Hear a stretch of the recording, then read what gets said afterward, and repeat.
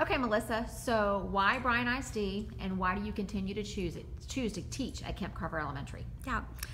So one of the things that I really love about working at Kemp Carver Elementary and Bryan ISD is just the ways that we get to interact with the population that we serve. And so I love that the values that they bring in to the classroom with them. And so the way that they value people and the way that they value relationships, knowing that, I know that what I do in the classroom has an impact to change a community, because what they see in the classroom, they're going to take back to the people that they love. And just knowing that impact is really exciting to get to be a part of and learn from these kids that we interact with every day. And so I remember when I first started teaching, I read a book that said that when kids are coming into a classroom, they're asking themselves two questions.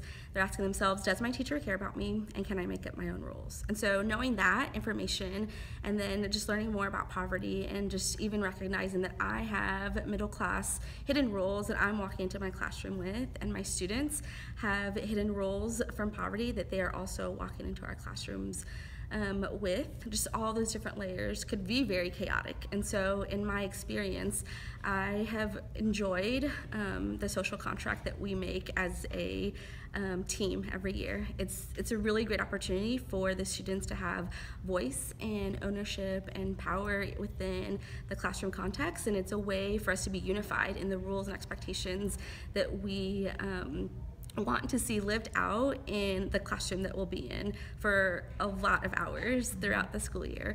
And so it's also been a place for me to really affirm that I do care about them by affirming the things in their lives that I see where it follows a social contract. And so when they're being kind, I can tell them, I'm so excited to see the ways that I've seen you be kind to this person and be specific. And it also gives me an opportunity to show them that they can't make up their own rules. So when they're not being kind, I can ask them, are you being kind? And then we can have a conversation about that, because they've already signed that social contract.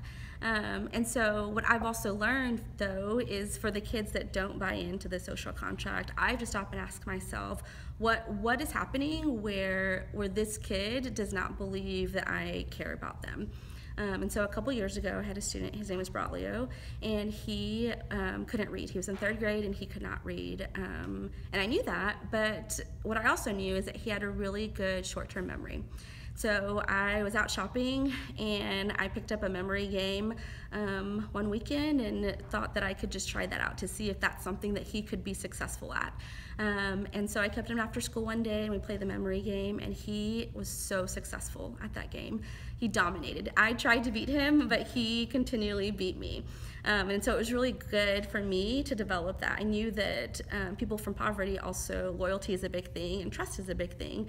And so I didn't have any of those things with him. And so I tried hard to gain his trust so that I could have his loyalty.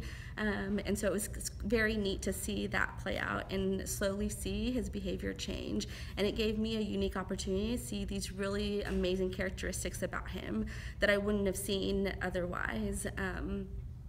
I loved seeing how proud he was of himself whenever he would win, and it was just a really sweet time. And so I'm thankful to work at Kemp Carver and in Bryan ISD, and I'm thankful for the ways that, as much as I try to impact these students' lives, they end up impacting my life as well.